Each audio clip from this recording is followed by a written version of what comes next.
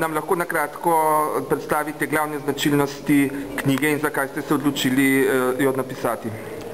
No, gre za ljubezensko zgodbo dveh mladih ljudi.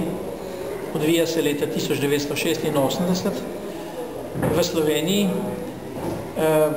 Ta dva mlada človeka zgolj po slučaju nekako najdeta neke informacije o državnem tihotapstvu in potem se njuno življenje močno zaplete.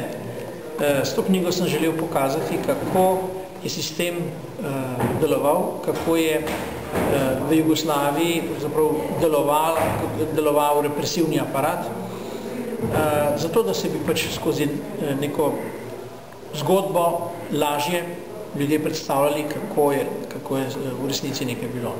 Tako da zgodba je precej dinamična, pa tudi srhljiva po svoje. Kakšni spomini vas vežejo na očeta in na Kamnik? No, moj oče, Tomo Brec, je bil organizator vstaje na Kamniškem, tudi na Primorskem je seveda imel precej aktivno vlogo pri ustanavljanju partizanskih enot in bitki za Trst in tako naprej. Moj oče je bil zelo pošten človek, trdno je verjel v socializem, trdno je verjel, da mora biti oblast do ljudi poštena, trdno je verjel v to, da bo enkrat prišel ta čas in takšen se je zapisal tudi v spomini mnogih ljudi.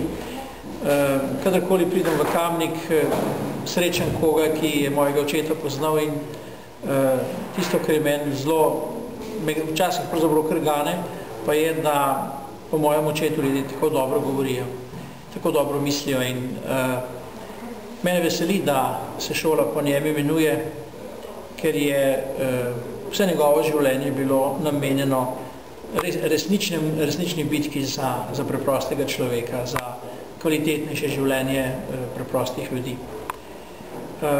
Seveda, drugo vprašanje je, kako je potem vse skupaj v Jugoslaviji izgledalo, ampak vendarle celo svoje življenje posvetil tej osnovni ideji.